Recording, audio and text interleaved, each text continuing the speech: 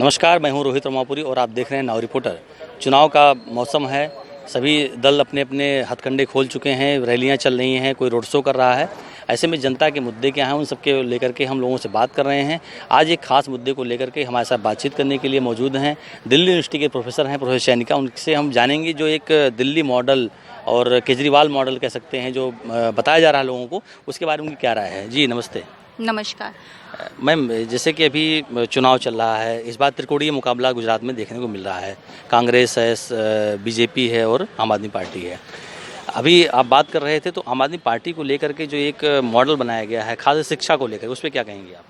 देखिए, पहली बात तो मैं ये कहूँगी कि आम आदमी पार्टी का कोई तिकोनिया मुकाबला नहीं है। आम आदमी पार्टी शहरों में हो सकता है कि कहीं कहीं कुछ कुछ पॉकेट में गेन कर रही हो, लेकिन वहाँ पे भी वो जो मॉडल की बात कर रहे हैं दिल्ली मॉडल की, तो अभी कुछ दिनों पहले संदीप दीक्षित जी ने भी इस पे पीसी की थी और संदीप दीक्षित जी लगातार ट्विटर हैंडल पे लिख भी रहे हैं उस मॉडल के ऊपर और आरटीआई के थ्रू ही लिख रहे हैं कि जो जवाब दिल्ली सरकार दे रही है।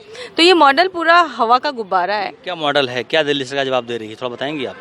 देखिए, शिक्षा की ये बात कर रहे हैं, स्वास्थ्य की बात कर रहे हैं, ठीक है। तो मैं चूंकि खुद शिक्षा जगत से आती हूँ, तो आप ये देखिए कि पहली बार जब केजरीवाल जी सरकार में आने से पहले चुनाव लड़ा था, तो उन्होंने चुनाव लड़ते वक्त जो है ये वादा किया था दिल्ली की जनता से कि जो बाहरी दिल्ली है, जिसको हम कहते हैं रूरल दिल्ली है, वहाँ पे वो 20 नए कॉलेज खोलेंगे। तो 20 नए कॉलेज खोलना तो बहुत दूर की बात है, आपको एक भी नया कॉलेज तो दिखेगा नहीं, लेकिन जो 12 कॉलेजेस जो कि दिल्ली सरकार के द्वारा पूरी तरह से पोषित हैं, फंडेड, दिल्ली गवर्नमेंट उनको फंड करती है, उन कॉलेजेस की जो हालत उन्होंने पिछले 7 सालों में अपनी सरकार के अंदर की है, वो अपने आप में देखने योग्य है।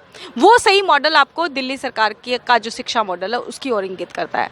और ये मैं इसलिए कह रही हूँ कि ये वो 12 कॉलेजेज हैं जहाँ पिछले 4-5 साल से इन्होंने लगातार फंड जो है रोका, लोगों की 6-6 महीने सैलरी नहीं आई, सैलरी आई तो कट के आई, और ऐसे बहुत सारे कॉलेजेज हैं जहाँ पे कोरोना के पीक टाइम में उनके मेडिकल बिल पास नहीं हुए, लोगों की पेंशन्स नहीं मिली।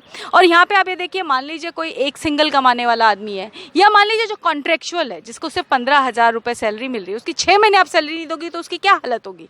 ये अपने आप में, और वो भी कोरोना के समय में, ये सबसे ज़्यादा अमानवीय था। और सबसे बड़ी चीज़, सिर्फ सैलरी की बात नहीं होती है जब फंड आता है, तो फंड आता है तो आपके इंफ्रास्ट्रक्चर डेवलपमेंट की भी बात होती है।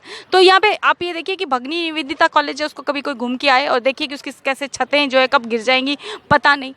15 साल शीला दीक्षित जी गवर्नमेंट में रही, कांग्रेस की सरकार रही, कभी दिल्ली यूनिवर्सिटी में हमने कभी